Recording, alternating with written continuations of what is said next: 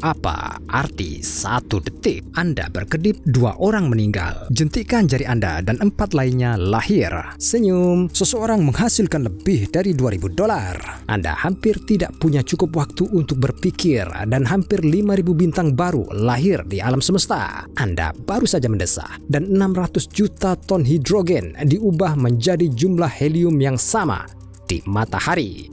Anda sekarang merasa sangat terkejut. Dan lebih dari 15 juta ton hujan turun di bumi.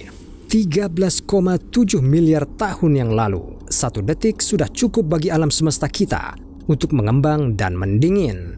Gravitasi muncul, partikel elementer terbentuk. Tentunya, kita tidak akan menonton video ini jika di sini tidak ada sepersekian detik. Anda mungkin telah melihat semuanya di YouTube ribuan kali sebelumnya. Dan Anda mungkin berpikir, mengapa saya mengalami semua ini? Supaya Anda dapat mengambil sedikit istirahat dari kehidupan yang sangat sibuk ini dan memikirkan tentang skala semesta yang benar-benar luar biasa di mana Anda dan saya cukup beruntung untuk dilahirkan. Saya dapat membuat daftar fakta serupa tentang apa yang terjadi hanya dalam 1 detik cukup lama. Untuk waktu yang lama. Tetapi ketika saya mengumpulkan contoh di internet pada poin tertentu, saya memiliki pertanyaan, siapa yang mengumpulkan data seperti itu di dunia? Bagaimana orang bisa tahu apa yang terjadi di seluruh alam semesta dan khususnya dalam waktu yang sangat singkat? Ide ini benar-benar memikat saya dan inilah yang saya temukan. Saya akan mulai dengan jumlah kematian. Ternyata 2/3 kematian tahunan dunia tidak terdaftar hanya karena tidak ada data tentang alasannya. Dengan kata lain, tidak ada seorang pun di bumi yang benar-benar tahu berapa banyak orang yang meninggal setiap tahun. Tapi di Google, Anda dapat dengan mudah menemukan informasi yang menyatakan ada sekitar 2 kematian per detik. Dari mana asalnya data ini? Pertanyaan itu tetap terbuka. Tetapi ada informasi yang lebih menarik, jumlah populasi. Kembali ke tahun 2011, diumumkan bahwa sekarang ada 7 miliar orang di bumi. Pada tahun 2020, angka ini mendekati titik genap 8 miliar orang.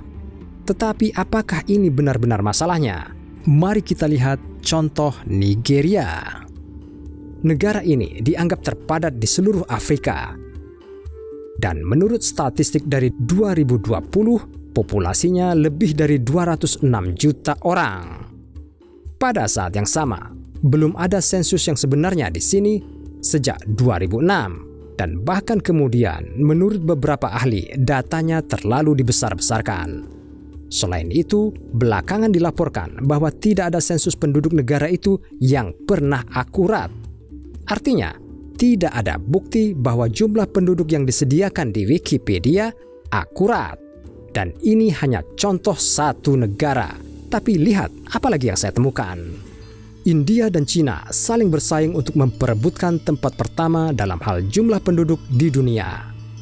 Menurut data resmi, Cina masih lebih tinggi, tetapi jarak dengan India minimal hanya lebih dari 50 juta orang. Tetapi beberapa ahli demografi seperti Fu Shanyi dari University of Wisconsin berpendapat bahwa India telah melampaui Cina. Populasi nyata Cina menurut ilmuwan mungkin 90 juta lebih sedikit dari yang disebutkan. Dan ini belum lagi negara-negara kecil di mana tidak jelas persis berapa banyak orang yang hidup. Misalnya di Makedonia Utara. Menurut beberapa data, pada saat video ini dirilis, tidak lebih dari 1,5 juta orang yang benar-benar tinggal di sana. Sedangkan sensus 2018 menunjukkan bahwa ada lebih dari 2 juta. Jadi, berapa banyak dari kita yang sebenarnya ada di planet ini? Saya sangat ragu bahwa kita akan pernah mengetahui yang sebenarnya. Saya juga tertarik untuk mengetahui keuntungan perusahaan besar per detik. Ternyata CEO Amazon, Jeff Bezos, menghasilkan hampir $2.500 per detik. Ini sedikit lebih rendah dari Apple dengan keuntungan $2.000 per detik. Jumlah yang mengesankan. Tapi dari mana asalnya? Tidak ada skema di sini. Majalah Forbes menerbitkan peringkat tahunan orang terkaya di dunia dengan pendapatan tahunannya. Angka ini diambil sebagai dasar. Tetapi tidak ada miliarder yang membagikan laporan pendapatan mereka dengan publikasi yang seharusnya. Jurnal menerbitkan informasi hanya berdasarkan penilaian ahli atas aset seseorang atau perusahaan. Semua sumber terbuka dipelajari, investigasi jurnalistik dilakukan, dan kolega serta pesaing diwawancarai. Apa yang bisa kita simpulkan dari semua ini? Tidak ada yang benar-benar tahu berapa pendapatan sebenarnya dari mereka yang ada di daftar teratas Forbes. Menghitung jumlah bintang yang muncul dalam 1 detik juga merupakan tantangan.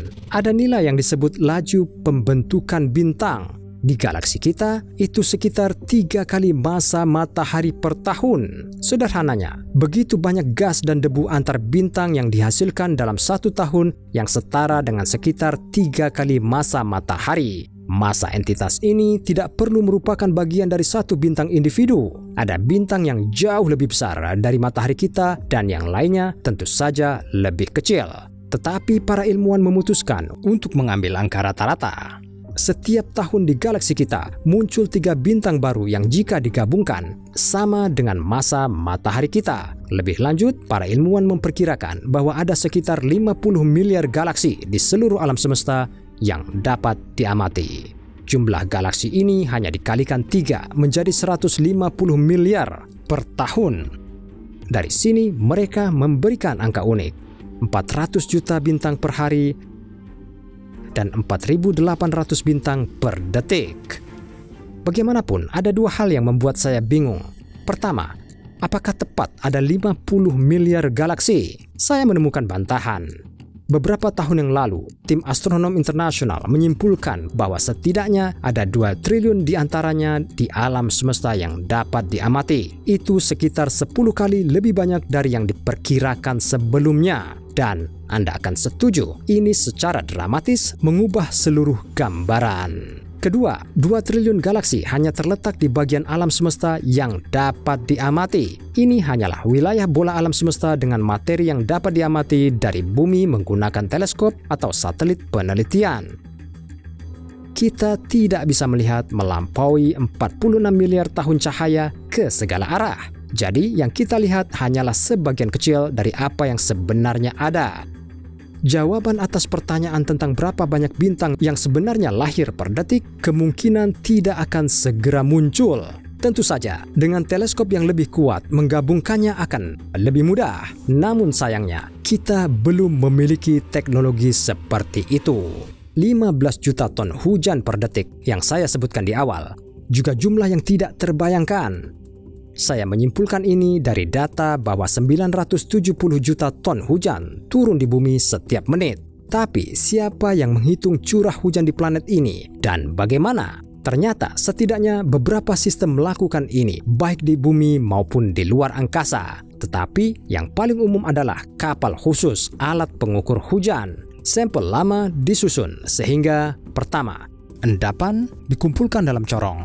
Lalu air dialirkan ke wadah khusus. Tapi masalahnya, hujan bisa saja berhenti sebelum corong itu penuh. Dan sebelum hujan berikutnya, air di dalamnya mungkin punya waktu untuk menguap atau berkurang volumenya. Dalam angin kencang, tetesan hujan bisa benar-benar tertiup dan pada suhu mendekati 0 derajat Celcius atau 32 derajat Fahrenheit, es dapat terkumpul di bak yang dapat menghalangi pengumpulan presipitasi. Jadi, pada prinsipnya, bagaimana kita dapat berbicara tentang pengukuran hujan yang tepat? Saya memberikan Anda semua contoh ini untuk menunjukkan bahwa Anda tidak bisa begitu saja mempercayai statistik. Berpikir kritis adalah kunci dari kehidupan yang tidak berdaya di dunia ini. Setiap fakta yang Anda temui di media perlu dipertanyakan. Segala sesuatu yang kita anggap benar sebenarnya bisa jadi dusta. Fakta tak terbantahkan dari kemarin atau hari ini dapat dengan cepat kehilangan relevansinya. Dan ya, Anda bisa berdebat dengan saya. Saya hanya memberikan kepada Anda sesuatu untuk dipikirkan. Anda tinggal pilih apakah akan mempercayai saya atau tidak. Tidak ada yang akan membantah fakta bahwa banyak peristiwa berbeda benar-benar terjadi di dunia hanya dalam hitungan detik. Bahkan di sini, di YouTube, sedikit lebih dari 1 jam konten video baru diunggah per detik. Apa yang bisa Anda lakukan dalam sedetik? Setel stopwatch dan beritahu saya di komentar. Izinkan saya berbagi rahasia kepada Anda dalam 1 detik. Anda bisa like dan subscribe channel saya. Saya baru saja melakukannya. Anda bisa.